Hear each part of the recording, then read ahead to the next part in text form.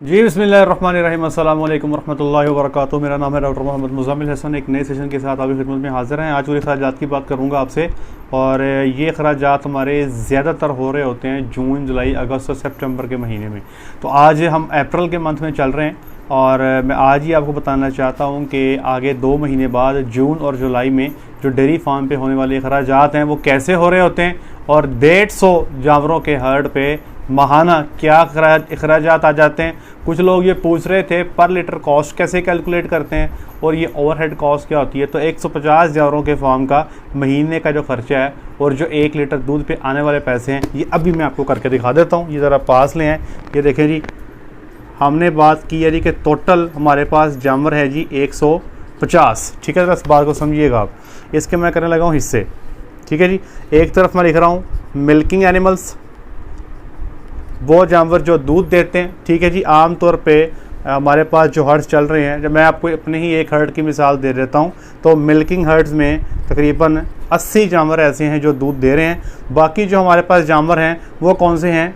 वो ऐसे हैं जो ड्राई प्रेग्नेंट हैं। अब ड्राई प्रेग्नेंट वो हैं जो खुश्क हो चुके हैं, 7 माह के प्रेग्नेंट हैं। तो ये तकरीबन कमोबेश ये डाटा मेरे पास मौजूद है। ये ड्राई प्रेग्नेंट जो एनिमल्स हैं वो हैं जी 20। ठीक है जी, इसके बाद फार्म पे मौजूद है जी हीफर्स, वछियाँ, ये हैं जी 30, और फार्म पे मौजूद हैं काफ्स, दूध पीने वाले बच्चे, ये हैं 20। तो इस तरह करके जो है ये टोटल बन जाता है जी 150 का फिगर। अब इस पे खर्चा कैसे आता है? सबसे पहले फीडिंग का खर्चा है जी। तो एवरेज यहाँ पे जो एवरेज दूध की जो प्रोडक्शन है रोज़ की, वो है जी 25 लीटर। ठीक है, और ये 25 लीटर कैसे है? इसमें सारी कैटेगरीज के जानवर मौजूद हैं, प्रेग्नेंट भी मौजूद हैं, ताज़े जानवर भी मौजूद हैं, वो जानवर भी मौजूद हैं जिनके दूध की पैदावार ज़्यादा है, कम दूध वाले जानवर भी मौजूद हैं। तो इन सारों की जो एवरेज है तकरीबन 2000 लीटर दूध बनता है रोज़ का। तो 80 जानवरों की 25 लीटर एवरेज है। तो एवरेज जो कॉस्ट है वो बन रही है 1100 पर डे। और ये 1100 पर डे भी इसलिए बन रही है कि ज़्यादातर चीज़ें जो है फार्मर ख़ुद परचेज़ करते हैं। साइलेज भी अपना चुकंदर का साइलेज भी इस्तेमाल हो रहा है। यहाँ पे कुछ लोग जो हैं जो मार्केट से चीज़ें परचेज़ करते हैं, स्पेशली चकवाल में जहाँ पे हर चीज़ महंगी है, इस्लामाबाद में जहाँ पे हर चीज़ महंगी है, वहाँ पे जो खर्चात हैं वो डेफिनेटली 1200 साढ़े 1200 तक भी चले जाते हैं। तो फीडिंग का खर्चा जो है अगर 1100 पर डे के हिसाब से लगाया जाए तो ये बन जाता है महीने का 26,40,000 रुपये। ये ख़र्चा आ जाता है आपका 80 जानवरों पे फीडिंग का। ठीक है जी, अब आते हैं ड्राई प्रेग्नेंट। अब इनकी फीडिंग क्या होगी जी, ज़रा खर्चे नोट करी जाएं। तो ड्राई प्रेग्नेंट जो हैं ये हमारे पास मौजूद हैं जी 20 के तादाद में, और एवरेज ख़र्चा हमारा है 500 एक जानवर पे। ठीक है जी, तो ये हमारा बन गया रोज़ का 10,000। ठीक है जी, ये मैं एवरेज बता रहा हूँ कि एक जानवर पे आने वाला खर्चा जो है 500 रुपये है। इसी तरह हीफर्स जो हैं ये हैं जी तादाद में 30, एक एवरेज खर्चा हीफर पे 375 रुपये, और ये बन गया 10,250 रुपये। तीसरी कैटेगरी बच्चे हैं 20, रोज़ आने वाला खर्चा एवरेज है 475। इसमें 5 किलो दूध के पैसे भी शामिल हैं, इसीलिए ये 475 ज़रा रेट ज़्यादा बन जाता है। तो ये आ गया जी 9500। इन तीनों को आप जमा करते हैं, ये बन गया 29,750 एक दिन का, और एक महीने का जब आप निकालते हैं तो ये बन जाता है 8,92,500। तो 2 फीडिंग कॉस्ट आ गई हैं आपके पास। एक ये आ गई है 26,40,000 और एक ये आ गई है 8,92,500 रुपया। अब है मिसलेनियस कॉस्ट। ये इसके अलावा आपके पास अखराजात कौन से हैं ये मैंने यहाँ पे लिखे हुए हैं, मैं भी आपको बता देता हूँ। इसमें सबसे पहले है जी सैलरी पे इस फॉर्म की जिसकी मैं बात कर रहा हूँ, यहाँ पर जो डॉक्टर काम कर रहे हैं, जो VA काम कर रहे हैं, या कंसल्टेंसी सारी मिला जुला के 1,50,000 रुपया चले जाता है जी कंसल्टेंसी के अंदर, डॉक्टर्स की फ़ीस के अंदर, वेटनरी ऑफिसर्स की फ़ीस के अंदर।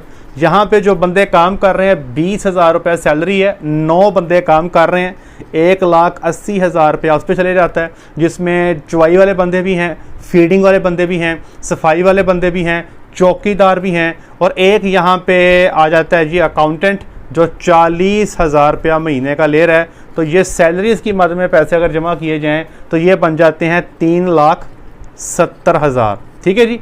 इसके बाद यहाँ पे खर्चा है जी गैस का और बिजली का। गैस और बिजली, हमारे पास गैस जो सिलेंडर में गैस भरवाई जाती है किचन के एक्सपेंसेस मीट अप करने के लिए, खाना बनाने के लिए, तो वो तकरीबन जी बन जाती है महीने की 6 लाख रुपया। ये मैं बात कर रहा हूँ जून के महीने की, जुलाई के महीने की। पंखे पूरे चल रहे होते हैं, आपकी मोटर्स चल रही होती हैं, हर चीज़ जो है आपकी फुल बूम पे चल रही होती है। इसके बाद खर्चा है जी मैस का, बंदों के खाने का खर्चा, तो तकरीबन 1 लाख रुपया जो है महीने का बंदों के खाने का खर्चा आ जाता है। फिर है जी आपकी मेडिसिन। मेडिसिन में जी यहाँ पे ये अब आपकी मैनेजमेंट है, ये 1.5 लाख से लेके 2-2.5 लाख भी हो सकती है। तो मैं यहाँ पे एवरेज जो है वो 1,50,000 रुपये जो है वो मेडिसिन की मदद। मेडिसिन पे आ गया 1.5 लाख रुपया। अब आ गया वैक्सीनेशन। वैक्सीनेशन पे जी तकरीबन महीने साल में एक जानवर पे जो खर्चा वैक्सीनेशन पे है वो तकरीबन 6,000 रुपये बन जाता है। तो अगर 150 जानवर है तो सालाना 9 लाख रुपया हो जाएगा। अगर आप इसको महीनों पे डिवाइड करें तो मंथ पे, एक महीने पे 75,000 रुपया तकरीबन आपका वैक्सीनेशन की मद में भी जो है वो लग रहा होता है। फिर आगे जी आपकी मेंटेनेंस या कोई टुट भज या कोई मिसलेनियस खर्चा कोई हो गया, आपको पता नहीं लगा, मोटर ख़राब हो गई, पंखे ख़राब हो गए, कोई 100 मसले मसाइल बन गए, तो 50,000 रुपया जो है उसका भी रख दिया जाता है। फिर आगे जी आपका सीमन। सीमन में अमूमी तौर पे कुछ लोग ऐसे हैं जो गर्मी के मौसम में जून जुलाई में सिर्फ जो जानवर हीट में आ रहे होते हैं उन्हीं को टीका रखवा रहे होते हैं, अदरवाइज बाकी को टीका नहीं रख रहे होते। तो यहाँ पे सिर्फ हम सीमन का 25,000 डाल रहे हैं क्योंकि गर्मी का मौसम है, यहाँ पे ज़्यादा जो फोकस है वो इस पर नहीं किया जाता। और लिक्विड नाइट्रोजन गैस है, ये महीने की बन जाती है 2,000 रुपये की। अब ये 3, 70, 6 लाख, 1 लाख, 1.5 लाख, 75,000, 50,000, 25,000 और 2,000 इन सारों को जमा कर दें तो ये आपकी कीमत बन जाती है 13 लाख। सॉरी, ये इसमें एक ख़र्चा मैंने शामिल करना छोड़ दिया है, वो मैं यहाँ पे लिख देता हूँ। एक चीज़ रह गई, वो है डेप्रिसिएशन। डेप्रिसिएशन मुराद ये है कि फार्म बन गया, 4 दीवारी बन गई, मशीनें खड़ी हो गई और सारी आपने लवाजमत पूरे कर लिए, तो उसकी डेप्रिसिएशन निकाली जाती है 20 साल पे या 10 साल पे या 15 साल पे। तो ये सेटअप जो है इसमें 1,32,000 जो है माहाना डेप्रिसिएशन जो है फार्म के ऊपर आती है। तो इन सब को आप जमा कर लें तो ये टोटल हो गया आपका 16,42,750 रुपये। तो ये 3 टोटल आपके पास आ गए। एक टोटल है जी 8,92,500 का, जो दूध देने वाले जानवर हैं उनके अलावा जो जानवर मौजूद हैं उनकी फीडिंग कॉस्ट, दूध वाले जानवरों की फीडिंग कॉस्ट है 26,40,000। इसके ऊपर सैलरी, ये वो अल्टम पल्टम बाकी सारे मामलात, ये बन गए 16,42,000 और 750 रुपये। अब मेरे प्यारे भाइयों, अब ओवरहेड कॉस्ट क्या होती है? ये है जी ओवरहेड कॉस्ट। वो क्या होगी? आप क्या करेंगे, आपने ये 16,42,750, 8,92,500 इन दोनों को जमा कर लें। जमा करने के बाद 30 पे तकसीम करें और रोज़ाना आपके चुवाई वाले 80 जानवर हैं, इन पे तकसीम कर लें तो ये बन गई 1,056 रुपये। मतलब कि इन 80 जानवरों को अपनी फीडिंग के अलावा 1,056 रुपये भी देने होंगे ताकि फार्म के सारे अखराजात निकल जाएं। बाज़ लोग क्या करते हैं, इस अखराजात को, जो चुवाई वाला माल है, इसके अलावा जो फार्म पे जानवर मौजूद हैं इनके अखराजात को साइड पे कर देते हैं, सिर्फ इन्हीं को ओवरहेड कॉस्ट में शामिल करते हैं। अगर आप इस 16,42,750 को शामिल करते हैं आप ओवरहेड कॉस्ट में तो ये आपकी बन जाएगी 684 रुपये।